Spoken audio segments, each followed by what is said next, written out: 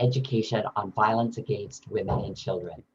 On behalf of our team, welcome to today's webinar, From Trauma Recovery to Trauma Resilience, a blue or pink print for trauma with gender, sexual, or gender minorities.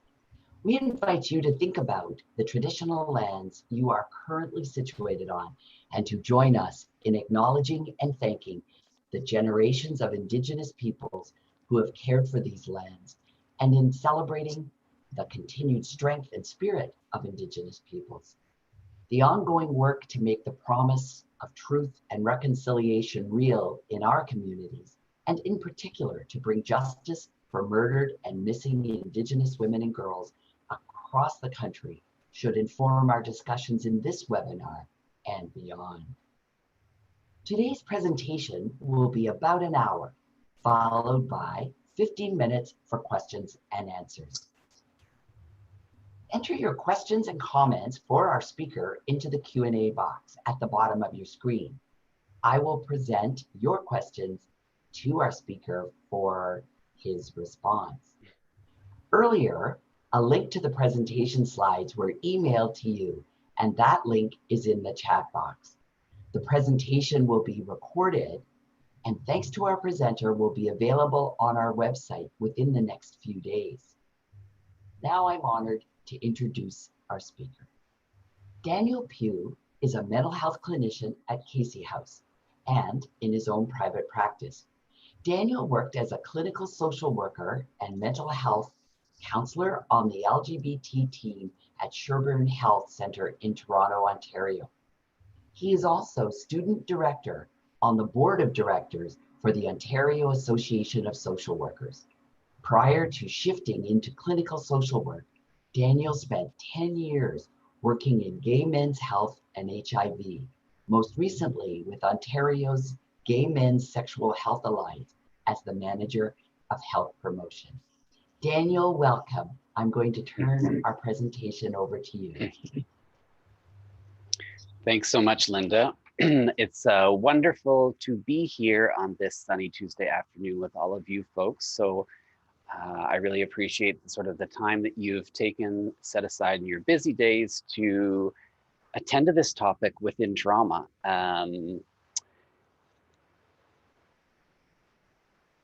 Okay, so to begin there, I would just like to also be able to give a land acknowledgement. There we go. So I acknowledge the land on which we occupy. For thousands of years, it has been the traditional land of the Huron-Wendat, the Seneca, and most recently the Mississaugas of the Credit River. Today, this taken land is still the home to many Indigenous people from across Turtle Island, and I am grateful to have the opportunity and privilege to work, live, and play on this land. In terms of continuously enhancing a trauma-informed practice, it has become apparent to me that aside from being able to acknowledge the land in spaces like this, it is also very important to work with intention. So what I have done here is basically listed a number of ways in which I attend to weave in land acknowledgements or the acknowledgement of colonization in our work. So for me, in terms of values as well as practice, this is an opportunity for me to express gratitude, to honor the Indigenous people who have lived, loved, and worked on this land and had it taken away, to appreciate the unique role and relationship that each of us have with this land. It's also for myself and hopefully all the rest of us, a reminder of the broader perspectives that expand our understanding to encompass what is a long and rich history of this land and our privileged role in residing here. Land acknowledgements do not exist in a past tense or are historical. In fact, colonialism is a current ongoing process, and we need to be aware of our present participation in that. It is also worth noting that acknowledging the land is, in some senses, part of Indigenous protocol, depending on where you are in this country. As well, there are ongoing commitments that I make to professional practice. For example, when reviewing sort of annual professional development or learning opportunities throughout the year, connecting that to anti-colonial practices in my work, as well being able to speak to things like intergenerational and historical trauma and the impact that that has on my clients. I don't want to spend too much time on this. I'm assuming most of you know why you're here today. My intention is to be able to successfully walk you through the sort of objectives and outcomes for today's webinar. This is really an opportunity for me to share with you all a bit more about the work that I'm doing at this moment, but also over the last couple of years. So talk about specifically what trauma-informed work looks like with a certain population, which I'll refer to as sexual and gender minorities right now. I'm going to define that further in a moment, but I will let you know that since originally speaking with the organization crew here, I have decided to update the presentation with a few additional bits because for the most part, our world looks very different these days. So obviously I want to be able to speak to or include some of the ways in which COVID-19 and this pandemic has impacted not only our trauma-informed work, but also the kinds of programming that we need to be doing for sexual and gender minorities, but also perhaps how that exacerbates their experiences of trauma therein. So I've added a piece around that. And as well, if I think about reflecting back on the title here, understanding and attempting to weave through the entire presentation the importance of resilience and empowerment when working with this community as part of our broader trauma platform. So whether that is policies, procedures, professional development, but also the specific interventions or programs that we're running, how they attend to or acknowledge strength, empowerment, resilience, and essentially survival. I thank Linda for the bio there at the beginning of the webinar. I realize it's a bit outdated, so I just want to give you a bit of a background here in terms of allowing you to understand how I am situated in this work. I completed my Master's of Social Work from the University of Toronto in 2015 with a specialization in health and mental health. For me, that was an opportunity to engage in specifically a clinical practice. I knew that I wanted to be able to engage in psychotherapy as a certain type of programming within my social work degree. Over the last year, a lot has happened. With that, those experiences and what I have encountered in my practice, I've decided to focus on two specific areas: trauma and grief. For many years now, I've noticed or recognized how significant trauma is in terms of prevalence for many communities, particularly the communities that I find myself working in for quite some time. Since the beginning of the pandemic, what I've noticed in my clinical work now is that above and beyond trauma, and regardless if somebody has those histories and experiences, what seems to be coming to the surface at this moment is essentially folks grappling with trying to make sense of emotionally processing what could otherwise be considered grief, loss, and bereavement. So that has motivated me to add that to my sort of specializations. And so those are two pieces that I'm in the process of completing. Since 2005, the majority of my work has primarily focused on HIV communities as well LGBTQ2S. I bring to this experience some lived connections, and I think that has been helpful in terms of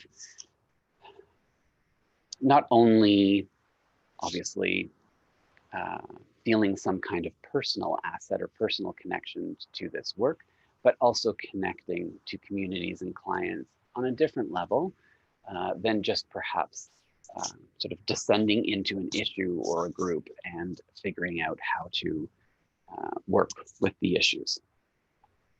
Why do I focus on trauma above and beyond what I've already said? I think for me, the piece is that it allows me to remain curious, as opposed to feeling intimidated or overwhelmed by others' experiences of trauma. It's allowed me to be curious about what I'm engaging in on a daily basis and what I see before me.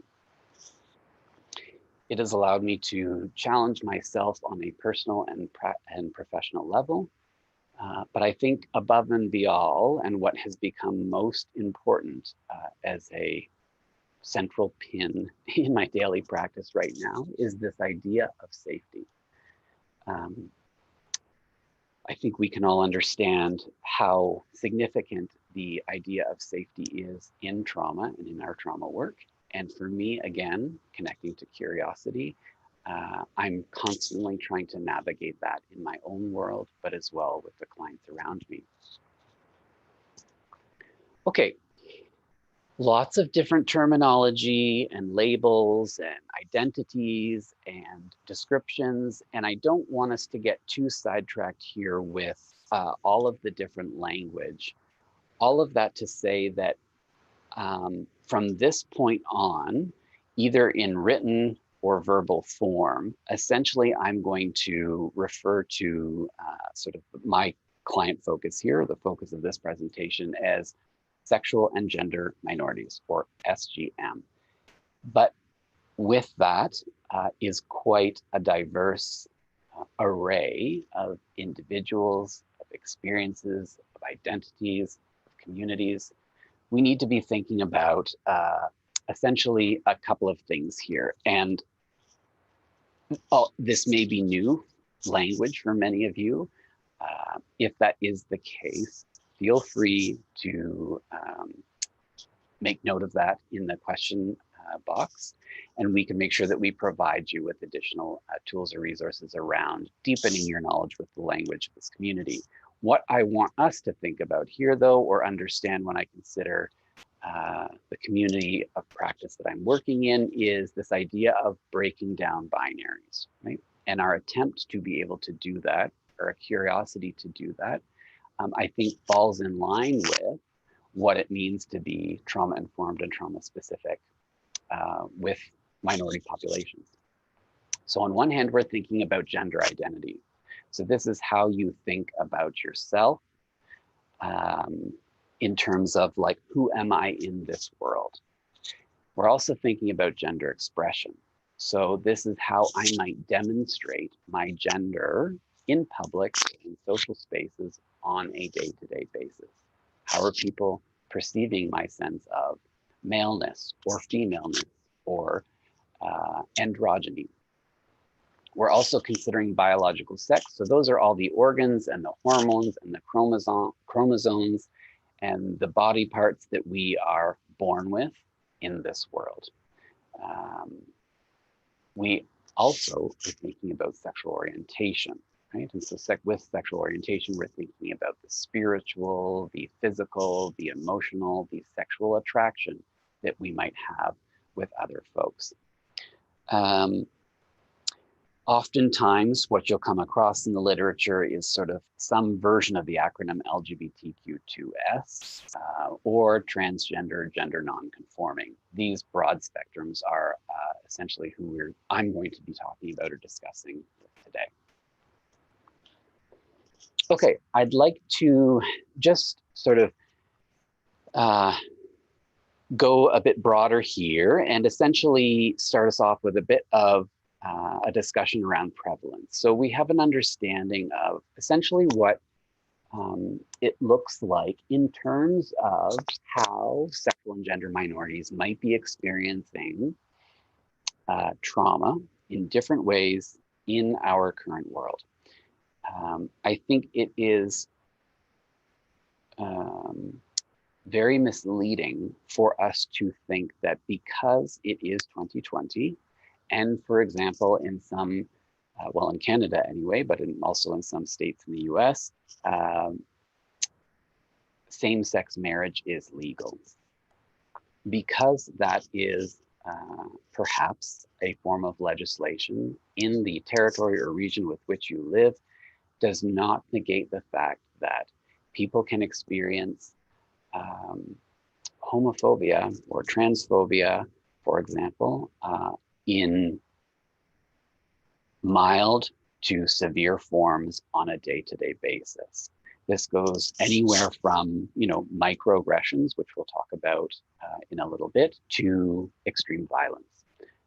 So all of that to say that the numbers you see here before you are painting a picture of essentially North America. I've included a mix of both Canadian and American statistics, but hopefully this isn't new to most of you, but we can generally come to the understanding that throughout most of the research, we do know that when we look at sexual and gender minority communities, mental health and problematic substance use or addiction rates are significantly higher than most of their peers and or counterparts who would identify as part of a larger or sort of heterosexual, heteronormative community. But it is important to understand why that may be, and that's what I will be working us through in a couple of minutes. So we do know that things like depression, anxiety, phobic disorders, suicidality, self-reported self-harm is all significantly higher. If we look at the, for example, LGBTQ2S communities, we know that over the past couple of years anyway, in most of the research, that population is almost twice the risk for things like clinically diagnosed PTSD than, again, their heterosexual counterparts or peers. There is a research study that happened here in Ontario a number of years ago, and that work is continuous, but it has really paved the way for where we see ourselves now when it comes to not only programming, but also access to services and provincial policy shifts around access to transition or gender-related surgeries for trans and gender non-binary communities. That's the TransPulse study. TransPulse demonstrated a number of years ago that 77% of their sample size located here in Ontario had seriously considered suicide, while 45% attempted suicide. These numbers are astronomical and significantly larger than any other core population. Again, qualitative and quantitative studies reveal that for sexual and gender minorities who experience things like microaggressions, so this may not be outright verbal harassment. This could be mild, unconscious biases that come out in day-to-day experiences, in workplaces, in social spaces, that can have a damaging impact on an individual's sense of self. As well, if we look at a study that was done, a comprehensive sort of nationwide study that was done in the US and produced in 2015, we know that sexual and gender minorities are more likely to have clinically diagnosed mental illnesses or serious mental illnesses, as well those who may be the ones accessing mental health services. And I think it's important to also talk about how those experiences around access can exacerbate somebody's experience around trauma.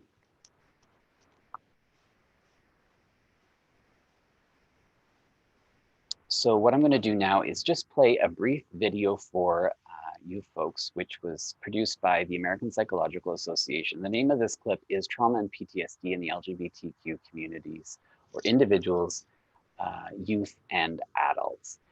What Dr. Ellis is talking about here is just sort of on a broad kind of perspective, how we might want to be thinking about reshaping our clinical practices or relationships with these communities by considering the context.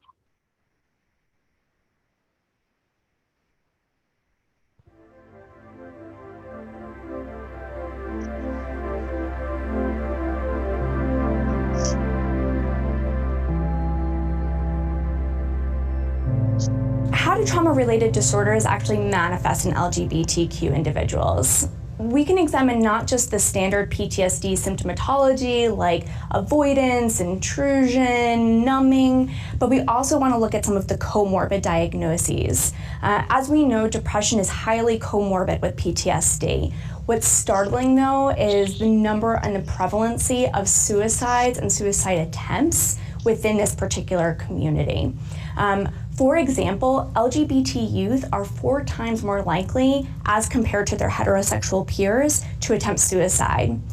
When you then incorporate the fact that families might be rejecting or stigmatizing, that rate actually jumps to 8 times as likely to attempt suicide. So depression, anxiety, all of these comorbid diagnoses, they exist, but we also have to be aware that they might be disproportionately prevalent in this LGBTQ population.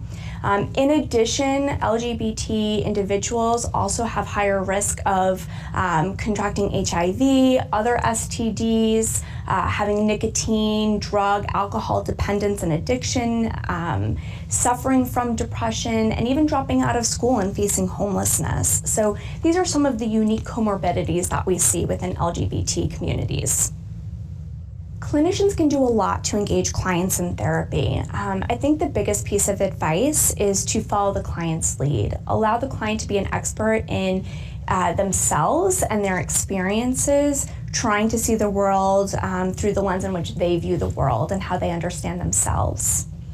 So, for example, asking your client what pronouns they prefer, asking broad, open, vague questions that allow the client to fill in their answers rather than assuming or interpreting erroneously. For example, rather than asking something like, oh, do you have a girlfriend or a boyfriend, simply leaving it open so that the individual can fill it in with whatever terminology they choose. So instead asking something like, any romantic interests, or describe your romantic past. I think it's important to engage clients by asking about their current supports, friends, families, schools, religious services, trying to understand that really, again, that acceptance and that level of safety and trust that they have in their community is going to have a direct impact on how they cope with their traumas. So trying to better assess for what services they have and what services they might need. Within the field of LGBT studies, there are a few limitations. We have a lot of research on the prevalency rates, we understand the comorbidities, and yet there's still this relative disconnect between what we know and how we implement that in society. The rules and the laws are changing. Society is changing. It's markedly more accepting than perhaps it has been in the past, but we still have a long way to go. So I think as clinicians, we need to focus our efforts on not just engaging with our clients and being respectful in that capacity, but also within society as a whole. That can take the form of advocacy on Capitol Hill. That can take the form of simply advocating for your clients by writing a letter of gender reassignment surgery and advocating that they receive that, to even just making simple changes in our own lifestyles. And when we're out in public and we hear anti-gay language or bias, being comfortable speaking up for that, because just one small step towards that can create and foster change within our society at large. The sooner that we can intervene with our clients in childhood and we can help with the school-based system, we can help within the community, we can help within the families, we may actually be helping our clients stave off those negative trauma-related sequelae for later adulthood. And that's really the important piece, is that we're not just trying to help people cope with their trauma-related disorders, but we actually want to do some preventative work. We want to intervene before it becomes problematic.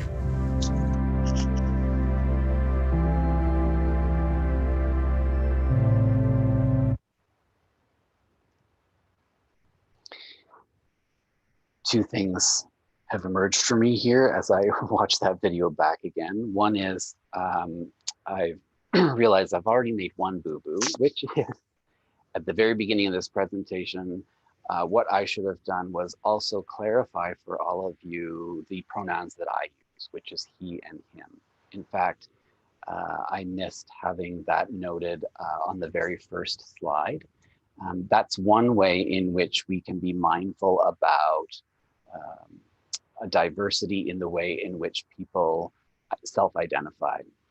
But with that comes a sense of, or an awareness around, what it means to be safe or feel safety for these communities, particularly if they're wanting to access healthcare, if they are coming to these places or spaces to engage in trauma work. That idea of knowing that safety is possible can happen in a variety of different ways. And so for all of us to be able to acknowledge that and speak to that or use that language on a daily basis with everybody is quite important.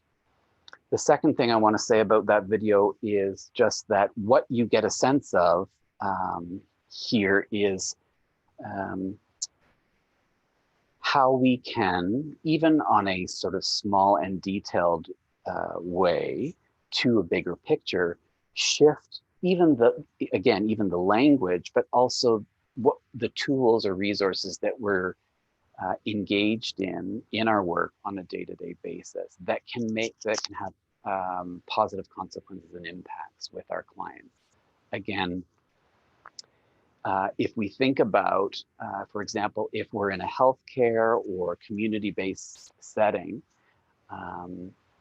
what kinds of documentations or forms are we using? And one of the standard pieces is around recognizing that, for example, new clients or new folks coming into a space and going through, let's say, an intake process where we're collecting their personal information, is there, embedded in that process, an opportunity for us to not only document what the legal name is, but perhaps there is also a preferred name.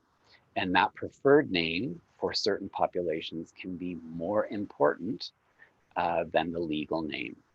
As well, there's an exploration around, again, what kinds of pronouns are used.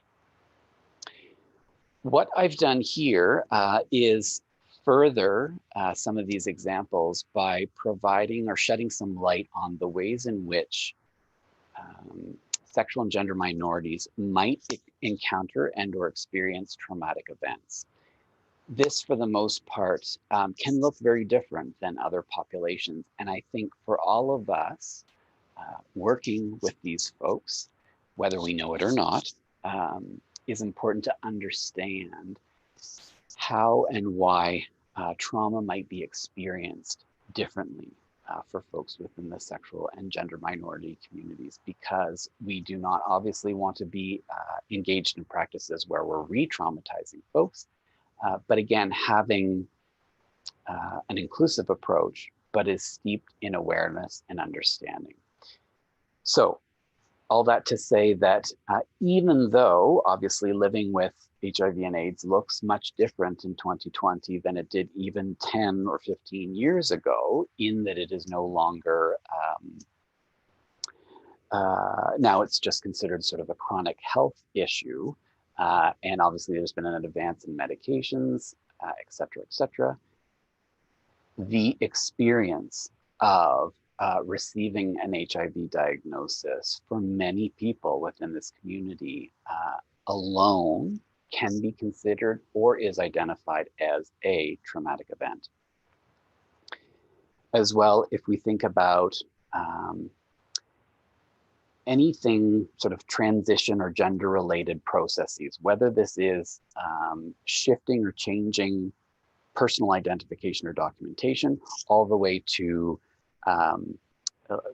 surgical change, right? So any kind of surgical process that requires or is a part of a process for folks to shift identities, this entire experience can be considered and is quite often traumatic for folks. So even thinking about what it might be like for a trans individual or a gender non-binary individual to come into their healthcare center on a regular basis that can be reproducing the same thoughts, emotions, or bodily experiences that they would have originally should they experience, one episode that is considered traumatic or subsequently ongoing. Again, the experience of coming out for individuals, regardless of what that might look like, whether it is one moment or over a period of time, can be considered traumatic. Conversion therapy, you'd be surprised to know that this has obviously taken up a lot more sort of airspace in the US more recently, but there's still some spaces in Canada where conversion therapy is happening.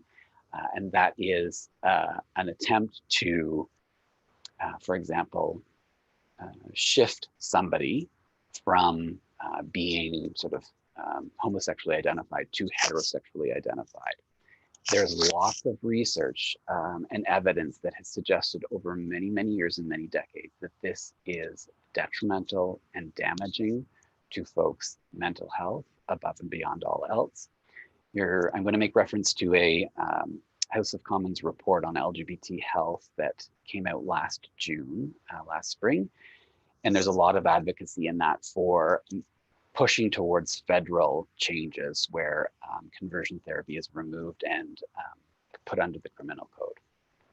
I talked about microaggressions.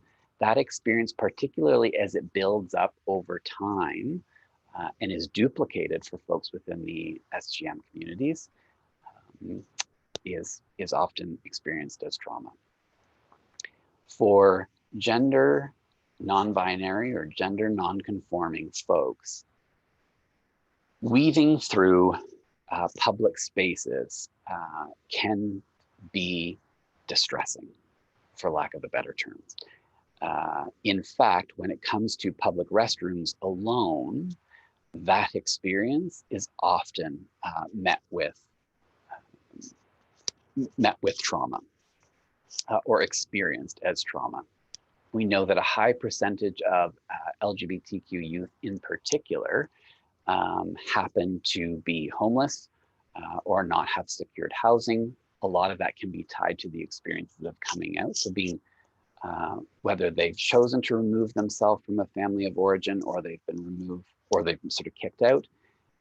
We do have, for many years, have seen a high percentage of homeless youth identify as part of the SGM community. Within relationships, rates of intimate partner violence can be higher for some folks within SGM communities, but as well what we're also experiencing is the phenomena where there is the internalization of harassment or discrimination that one experiences, right? So that hate becomes internalized and then manifests in different ways where it can come out in an intimate partner sort of relationship experience. So all of a sudden the context of domestic violence or intimate partner violence looks different for SGM communities than it might be for the broader community. Having that awareness and understanding is critical, even just from an assessment perspective. Again, I've talked about like accessing healthcare services, but also looking at community violence. So some of you may remember or be aware of the Bruce McArthur case, which did play out over a number of years, particularly targeting some men of color within the gay community here in Toronto. That came out a couple of years ago, sort of the finding and arrest of Bruce McArthur, but that was experienced as a localized violent trauma for the LGBT community broadly. We've also unfortunately continued to see violence and murder against, in particular, trans women of color here locally in Toronto.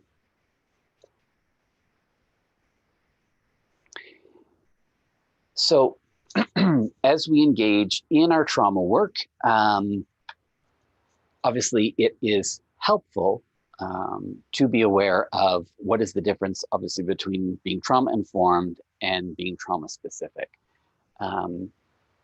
Not only is it important for us to understand those distinctions, but again, thinking about the ways in which that might need to look different when we are working specifically with folks within the SGM communities, or if we're just attempting to be more broadly inclusive across the board.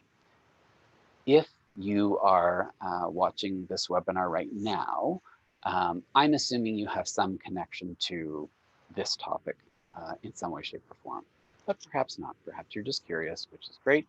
Awesome, good for you for showing up.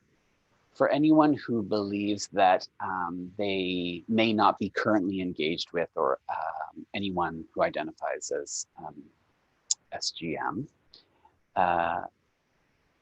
that's likely not the case. In fact, what we know is that people are less likely to self-identify or acknowledge their minority status if they perceive some element of lack of safety.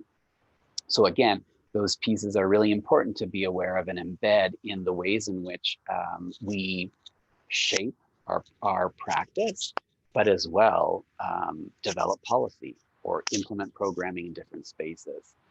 So if we think about our trauma-informed practice, that means what am I doing on an annual basis, for example, that enhances my specific portfolio or scope of practice again? How am I learning new skills or traits that attend to the community I'm working with? How do I gain knowledge about or insight around SGM communities? Whereas when we think about trauma-specific programming, I'm thinking about the particular kind of modality or intervention that I want to deliver for LGBTQ2S youth in downtown Toronto, right? And the understanding for me is around what are the unique needs of that particular community, and with that in mind, what trauma programming is most suitable. Right? So even thinking about, in a moment, I'm going to speak to you about the TREE program, Trauma Recovery Empowerment and Education Program, that I've ran for a number of years. The big thing there was us trying to figure out how we create a trauma recovery space while acknowledging inclusivity and diversity of both sexual identity and gender identity, but creating a sense of safety. So oftentimes you'll find there's tension in trauma work around, do we separate, do we create single spaces for female identified folks and male identified folks, or just sort of routine example here. That can become a bit complicated when we're working with this community. So just understanding what that looks like in our working spaces is really important. I've included this image here because for me, this has helped to shape and identify the way in which I think about trauma broadly in all of my work with clients, whether it's on an individual or a community level. And I'm going to become a bit more specific here when I think about, or when I talk about problematic substance use or addictions. For me, what has become really important in my trauma-informed work is understanding that, for example, when I am addressing problematic substance use or addiction, whether because that is the content of the referral or has been identified as the key concern or issue, for me, I'm considering basically what we can see on this diagram here as the sunlight, twilight, midnight levels, right? What lies below? What's under the surface here? So although we have the behavioral piece around problematic substance use or addiction, we could also have emotional pieces like anger, right? I know or want to understand and be curious about the trauma that exists below the surface. And my understanding of that needs to be different when thinking about SGM. Here's the key piece, right? This is from Gabor Mate, but it is impossible to understand addiction without asking what relief the addict finds or hopes to find in the drug or addictive behavior. The cue to us when we think about our trauma work and when we think about being met with drug use or alcohol use or anything related to substances, what is the pain? If we can begin to explore or be curious about our client's pain, which is unique and individual, we will effectively understand the full scope of what is before us and what is essentially a part of the client's broader goal, whether it's verbalized or not. I want to give you two examples here. And these are, these come from the literature that I've embedded in the presentation. The first here is from a literature review produced by the Ontario HIV Treatment Network in spring of last year that focuses on this idea of what is considered sort of chemsex or party and play within the gay, bi, and men who have sex with men communities. This is, for those of you who may not be aware, a phenomena that we've seen play out, particularly in larger urban centers, whereby there has seemed to be an increase in the amount of sex that's happening paired with substance use, and in particular, crystal meth. So half of this information relates to the research produced by the OHTN. At the bottom, I've given us a bit of a case scenario here, and I'm going to show you how this played out for me in my own clinical experience. So to begin with, this idea of chemsex and party and play is considered by many in the field, or perhaps the clients themselves, as problematic or unhealthy behavior or practices. And with that comes either a referral or a connection to different kinds of programming, whether or not that is anything from abstinence-based to harm reduction-based. There is more information there that I think is important for us to be aware of, and that's what I'm going to speak to here. Again, thinking about this aside from just problematic substance use. What I'm curious about is, again, the pain that lies below for a gay, bi, MSM. So in the research that's been collected by the OHTN, what they were able to identify across a broad sort of array of literature is this idea that we need to be able to understand or see crystal meth, for example, as also a social and sexual resource. So many people, many guys within this sample study, these sample studies, were commenting on the substance itself as a way to facilitate, disinhibit, enhance, or sustain the sexual experience. If we can understand that shame is broadly experienced by many folks within GSM, but as well, a sort of ongoing chronic piece for gay men, this is inherently tied to their experiences or relationships with sex throughout the life course. The crystal meth is providing some connection or insight or leverage to that pain, to the shame. And that's important information for us to be aware of as we think about different kinds of interventions or supporting the client.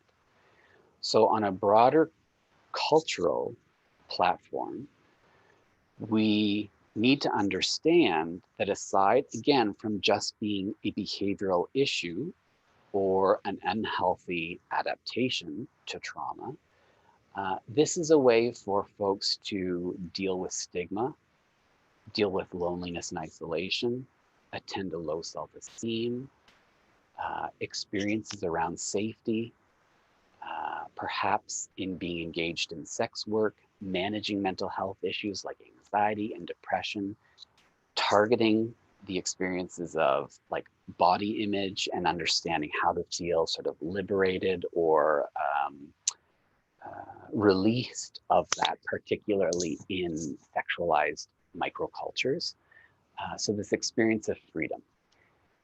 If we talk about the case scenario here, this is another way in which I think it's important for us to understand how these things coexist and what are we targeting at or thinking about in our trauma-informed work. So briefly, this is a scenario from a couple of years ago. A client of mine was experiencing intimate partner violence, gay male relationship. There were lots of factors at play here. So there were immigration stressors, there was lots of sexual manipulation, there was experience of isolation, financial issues, lower social economic status. The client essentially finds themselves suddenly homeless, without safe shelter. Don't have much of a social network, so there's a lot of vulnerability there. Without much thought and perhaps more of an instinct or reflection, the tools became the apps, the social apps that are on our phones. So we've all heard of Grindr, for example, so that being one way to connect socially, primarily sexually with other guys. That tool was used to attend to very important things, sex, connection, and essentially acquire some sense of shelter for the client immediately. Previous to this, the client had self-reported sort of newer experiences of engaging in crystal meth, for example, and feeling really ashamed, but also kind of distressed or worried that these experiences were going to become, it was going to lose control. What I quickly learned or understood from the client is that the meth was actually being used as a way to attend to safety. So the client was staying in housing that was not his own, right? He wasn't aware of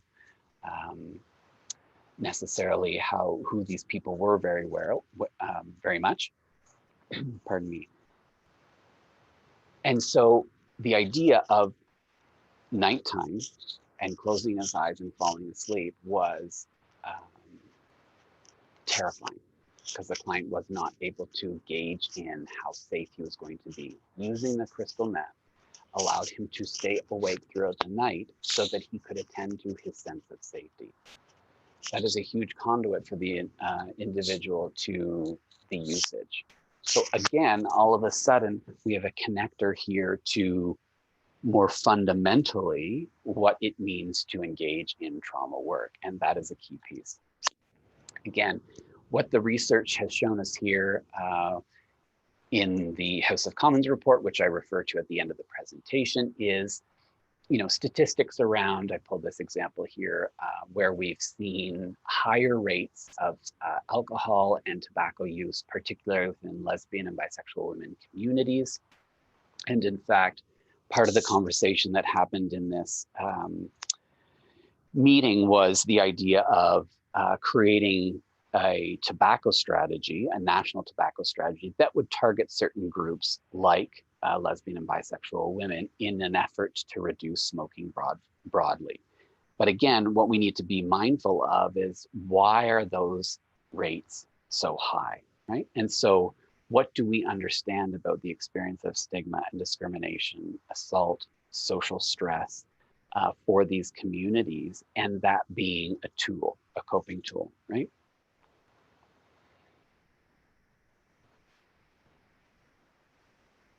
I don't think anyone could be giving a webinar now without being able to sort of acknowledge the mess that we're in, known as COVID-19. What I would like to draw your attention to right now is the work of Bessel van der Kolk, who is the author of The Body Keeps the Score, who essentially, draws lots of attention to the importance of doing body work in our trauma work.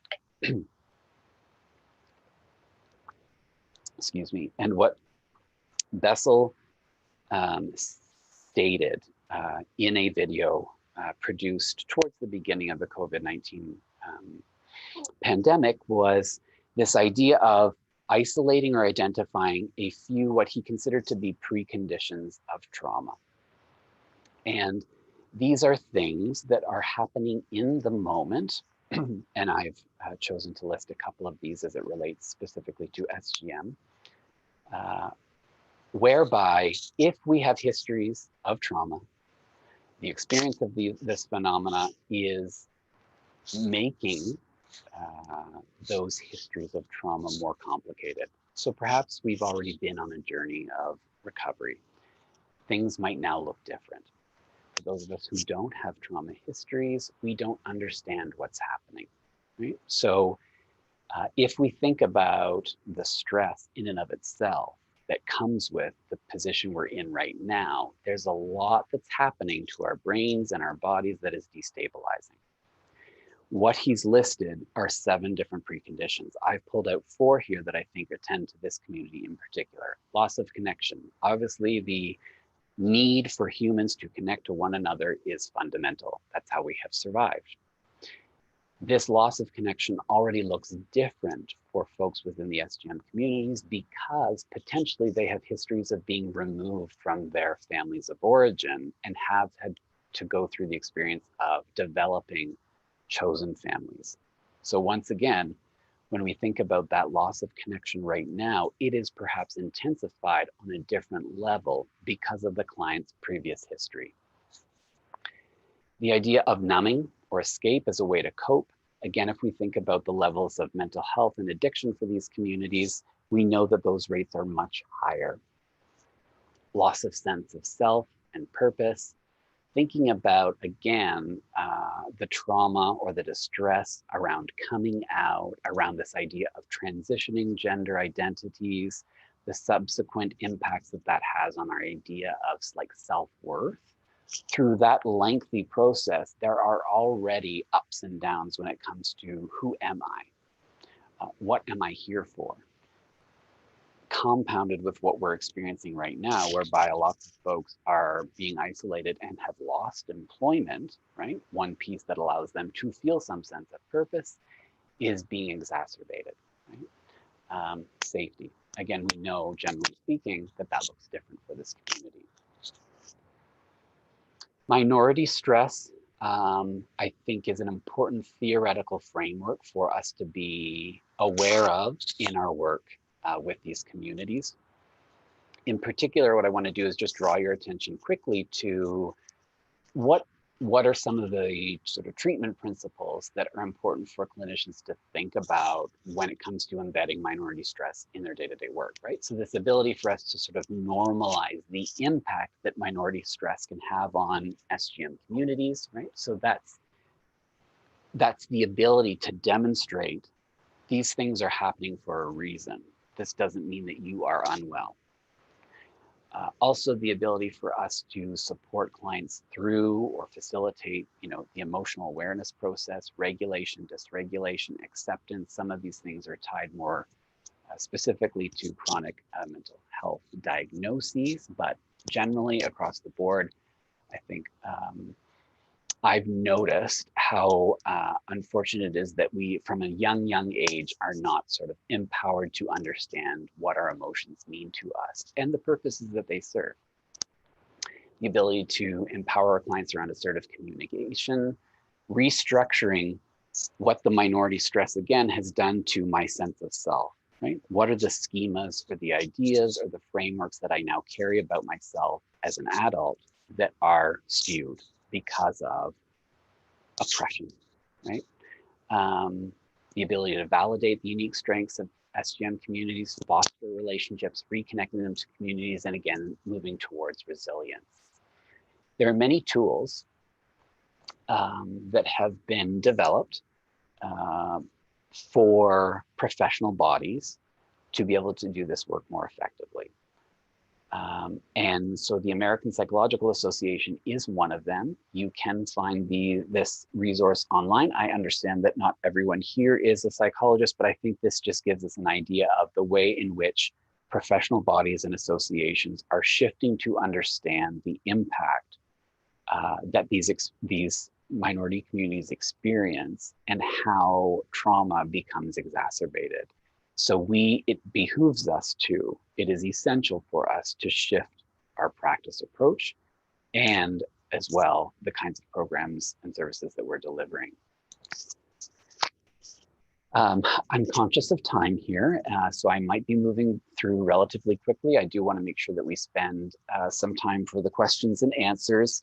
If nothing gets attended to, again, I'll provide my contact information. Happy to connect with folks outside of this presentation. So I might go sort of 5 minutes over here. I'll still make sure we've got at least 10 minutes for the question and answer, but I want to draw your attention to TREAT, which is the Trauma Recovery Education and Empowerment Program that I began delivering in downtown Toronto in 2015. At that time, it was delivered in a family health team where LGBTQ2S populations were one specific client community. This is all outpatient setting. A variety of different services were essentially available. What we did as a mental health team for a number of years was essentially some kinds of a needs assessment. So we got a sense from our communities about what was happening, what did they need, whether this was particular issues or specific programming. Right? So again, client experiences of, external phobia, but also the internalization process came forward. The understanding of what are emergency and crisis services that are safe spaces for these communities is really important, right? Understanding that there can be vulnerability there when engaging with sort of police populations. Some specific issues around, PTSD, anxiety, stress, substance use, obviously coming out as number one for this community at large over a long period of time was trauma, and there not being enough trauma services available broadly. Again, thinking about some of the localized, more recent events. This program was enhanced from an original model, the Trauma Recovery Empowerment Model, MTREM and FTREM, originally designed and developed in the US. The framework for this programming is really considered part of the trauma recovery model. So all of this to say that it's quite comprehensive, psychoeducational in approach. So this is not a support program. We're fairly clear about articulating that for folks when they want to reach out and or engage in the experience. It's this understanding that there's a particular intention to the group, not the need for folks to sort of process out loud trauma histories in front of peers. Run it over a number of years, always 18 and above, focusing primarily on gay bi MSM specifically because that was an outstanding unmet need in that particular family health team. Our sessions would run anywhere from 16 weeks to 25, so considered longer term. Sometimes it ran consistently, sometimes it was done in waves. Anywhere from 8 to 12 participants per cohort. We would also weave in other kinds of programming like mindfulness meditation, nada, yoga practices. So all of those things to be able to attend to mind, body, and spirit. We did a combination of PCL-5 assessment scales at the beginning, middle, and end to understand the level of PTSD-related symptoms, but as well change over time. We also collected qualitative information. Some of the things that came out for us was this, obviously an ongoing need for clients to be able to build more skills and tools around trauma recovery, for us to be open, inclusive, and challenging around what safety looks like again for these communities. I think what that group in particular was able to comment on was just the uniqueness that was found for them in terms of being able to have safe conversations around sex and drug use without feeling sort of judged, and okay to talk about pieces that perhaps would otherwise be discriminated against. Obviously, with these kinds of programming, really important to consider clinical supervision. And with that comes the idea of like us as practitioners being able to attend to things like reenactments, because that can be really difficult, right? We're perceiving some emotional energy from the clients and trying to figure out what that looks like. When it comes to recovery, resilience, and empowerment, we need to understand that, again, with everybody, generally speaking, these are obviously individualized experiences, but I think it is particularly important for SGM to think about, with all the prevalence and the rates and everything we know that I've previously discussed. Healthy relationships is a key piece, around advocacy, this idea of like lots of folks within these minority communities, the personal is political. And so that is an essential need for clients to engage in. We have to be aware of what triggers look like for ourselves, but also empower the clients to understand what those triggers mean and how we respond to them. As well, thinking about having critical analysis of the language. So for example, what came out for this group over a period of time was this idea of moving away from recovery as a terminology or endpoint in trauma to one of journey or healing journey. And that was considered to be a bit more inclusive. Again, if we think about connecting resilience and empowerment to these communities, what you have here, what I've demonstrated is the ways in which that is seen, particularly within localized substance using communities in response to COVID-19, right? So in a pandemic, when we're isolated, when some folks are experiencing more mental health issues and addiction, we do have folks within these communities that are making active attempts at harm reduction. They're sort of navigating these bubbles or creating peer supports for other folks. They're engaged in overdose awareness. They're providing supplies and resources to their partners. All those pieces are resiliency and strength in action and do need to be identified as such. Again, when we think about resilience, this was research that was done in the US after the Pulse nightclub shooting in Florida. What was identified in this research was several values that became clear in most of the respondents. And these were observed in a variety of different ways, but values around or skills and assets around having social intelligence as a result of these minority experiences, courage, empathy, authenticity, again, how resilience is played out, and highly creative. All of these things were copings in response to discrimination. In terms of the blue or pink print, what I've done here is provided 13 different ideas that you folks, or we as a collective community of practice, can be thinking about in terms of how to reframe and shape our practice to attend to the needs of these clients. This will be available for you online. There are certain things and resources to think about, whether that is how we shape our own practice and things that we're connected to, the kinds of pronouns that we're using, what advocacy looks like, making sure that every location has Indigenous healing spaces, understanding that connection between trauma and substance use, moving from this idea of risk or health impacts to one of how have we survived, right? And that idea of honing and owning survival is really one that can effectively empower a client towards or through their sort of healing and recovery journey. Again, in line with what I've already shared with you, it is really important for us to continuously be curious. For those of you who might not know, there is an excellent resource out there considered or called the CTRI, the Crisis and Trauma Resource Institute. They have lots of wonderful opportunities on there. Their website is available at the end. They also have a trauma-informed workplace assessment. That is a simple tool that you folks can download and do in your spaces that attend to the needs of not only just trauma, but again, thinking about some of the things that we've talked about here today. Here are some resources that I would recommend for you folks. I've tried to make sure that everything is at this point sort of like free and accessible.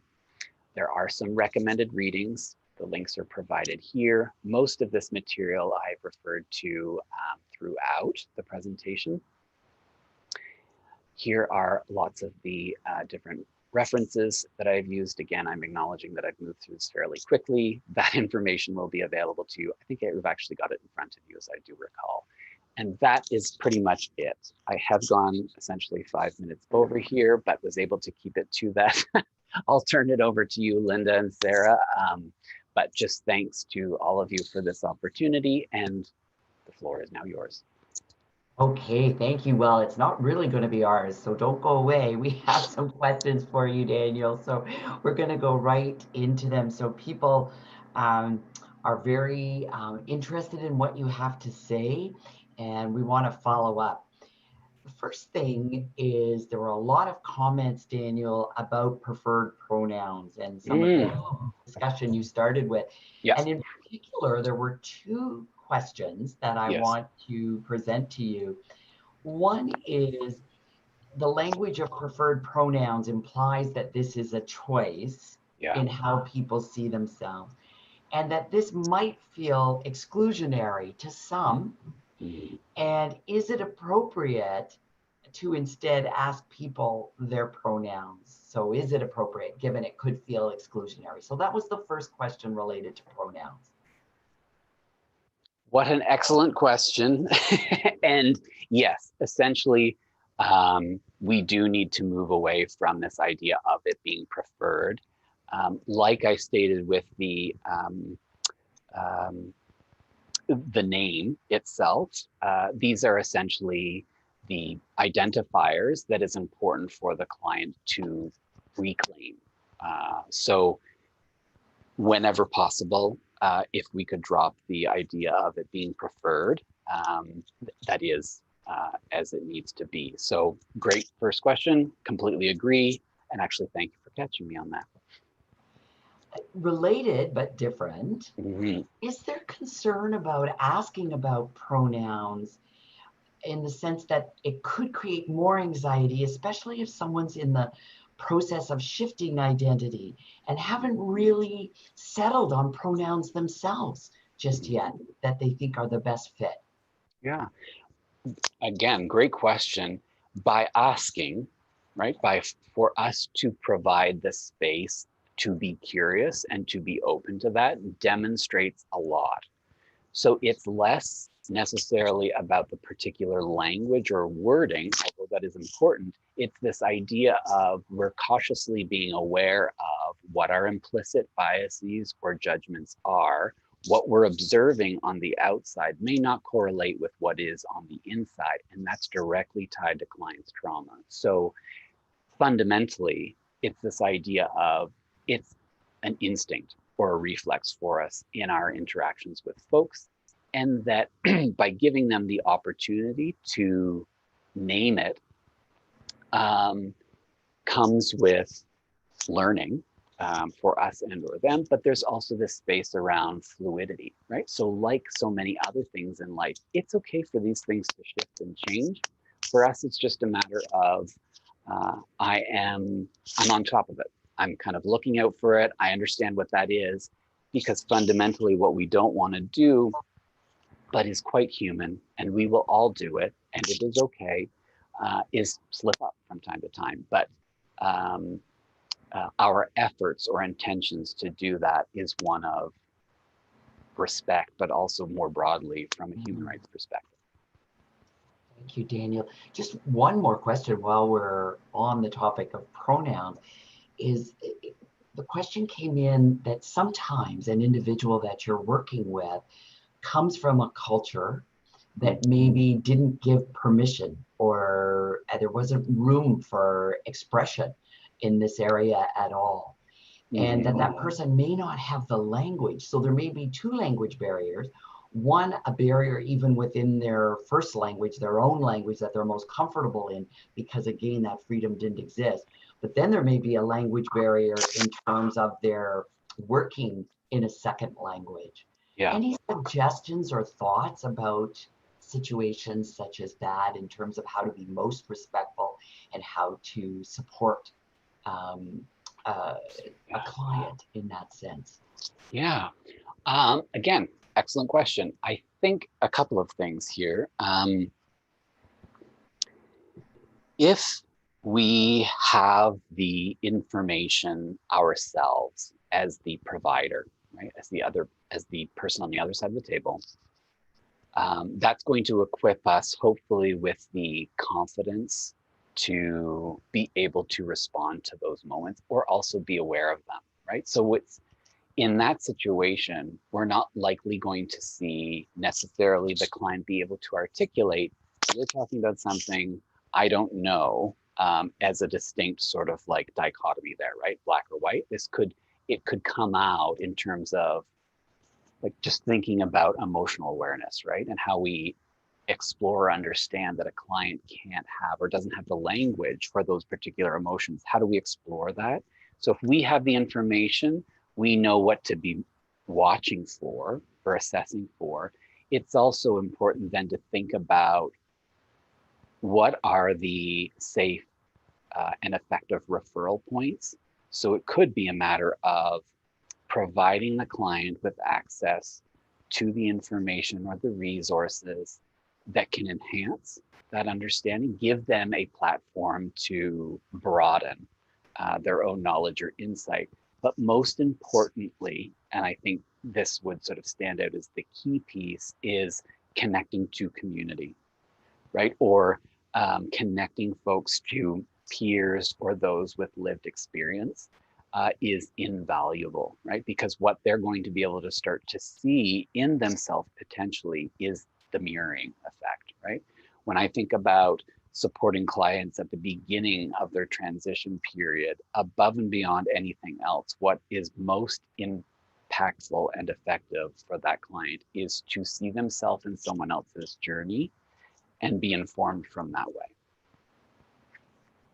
The importance of the group again in terms of community and different things. Yeah, and in fact, on the same sense, like with the tree group and working with that population gay by MSM, like watching the peer connection enhance or come out through that experience was remarkable. Most of the guys coming into these experiences are shut down, terrified to speak out, and lo and behold, that sense of cohesion begins to evolve really quickly.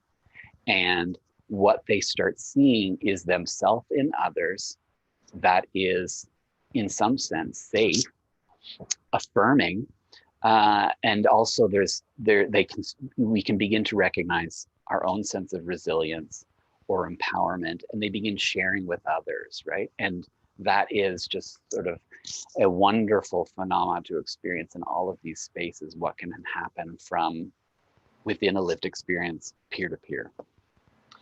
Daniel, when you were speaking earlier, you talked about the aggression that can exist within a family that does not accept a child's or family member's expression.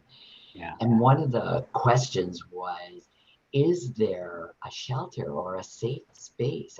Is there one in Ontario, for instance, where you're probably most familiar? Do they exist across Canada and in the northern parts of Canada? What would you say to that? And in particular, do they exist for youth, where, again, survival may mean leaving that family home and at an earlier age than a youth may typically do? So what do we know about the shelters and refuges for young people, but older people as well? Yeah. The easiest and first part of that question, no, there's not nearly enough resources or spaces to safely house youth who are in these situations. There are, a few here in Toronto that have just started kind of coming into development over the past couple of years. They're limited. I would venture to guess, I can't say the same for like Vancouver, Montreal. We would venture to assume that in the largest urban centers across Canada, we're probably going to find one or two. but that does not do the issue justice. So again, that's why we see such a high rate of homelessness. When it comes to safety planning and survival strategies, that's a conversation that we have with youth as they're exploring that coming out process. In the worst case situation, if that happens, what are you going to do? It seems daunting, but we need to be able to have those conversations so that we're prepared for the worst case scenario. There are a lot of resources, though, for parents, providers, families who are coming to terms with that or understanding what it means for them and the relationship with that youth, for example. So for example, here in Ontario, there's the Rainbow Health Ontario organization that has a lot of resources available on it for folks to go to. And that can be one way to support the families to understand or make sense of what this means for them. Keeping in mind that for the individual, they've already gone through a lengthy journey of coming to understand that this is who I am and this is what I need you to know. Typically, our families are not caught up, and it takes a bit of time. But from a community perspective, we're not doing enough around providing safety and shelter for that level of marginalization or vulnerability. I would imagine, Daniel, that concern and difficulty has become even accentuated during this time of COVID. Yes. Yes. So, you know, I'm working as a mental health clinician here at the Casey House Hospital. We obviously, like so many spaces downtown, are providing safe substance use materials. Communities are seeing an increase in just sort of like that evidence on the street, in the parks. That's there for a reason. And what that indicates to us, or should indicate to us, is that there's a bigger call here to the way in which we support these issues and address safety, as opposed to the inconvenience of potentially hazardous material. And, you know, housing, shelter services, and addiction services have been forced to refine or close down in response to this, but we're 10 months in now and these issues are increasing. So what are we going to do? Daniel, a number of people, because we typically end at 2:15, I'm sorry, have had to jump off and said they're sorry to miss, but they've had to go. So I'm going to just close up with one more question, if I could. Sure. And your kind offer, I'm sure people will take you up on that, of getting in touch with you if there was something they really wanted to follow up.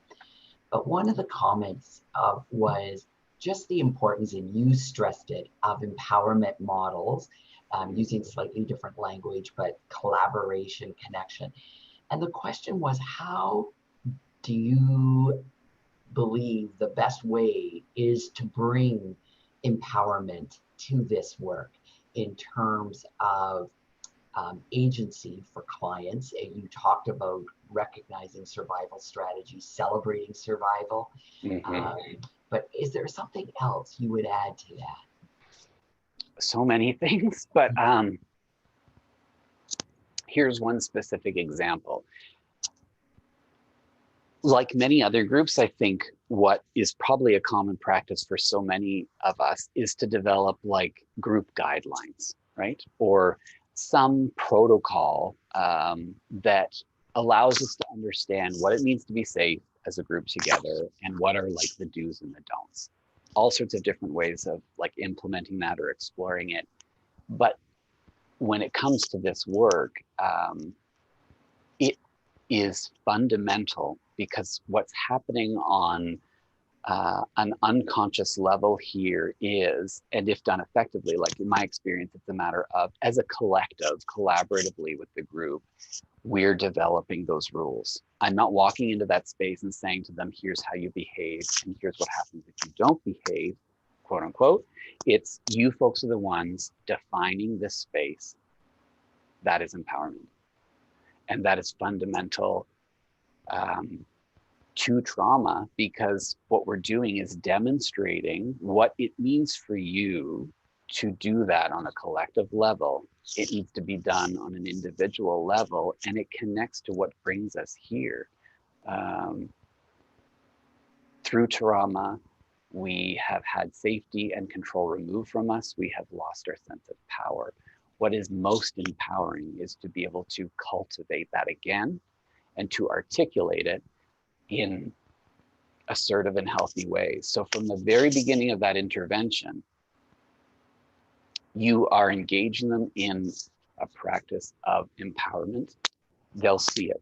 We will see it play out soon enough. Here's the point.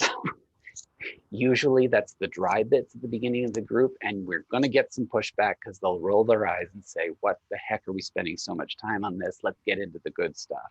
So it requires a bit of resilience from our end, but being able to identify that early on is a really very important, useful approach. Daniel, thank you so much for your presentation today. And when we share the evaluations, I know people have been putting into the chat and the Q&A how much they appreciate what you've shared with us. And some really excellent resources that you've provided too, as well as things from your own experience, from your work with others in supporting them. And we just really appreciate what you've shared with us today. Well, thanks so much to all of you again for having me and for being open to this. I think I've mentioned in the contact information there that my private practice website is currently under revision, will be available soon, but this kind of information at some point will be available on there. In fact, I intend on expanding on that. So if folks, for example, are missing pieces, that's a way to connect, but also to explore for additional resources. But thanks to all of you for your support and kindness. Very welcome. And please don't forget to fill out the evaluation. The link is in the chat box. And we look forward to seeing you all at the next webinar. Okay, bye. Bye, Daniel. Bye-bye.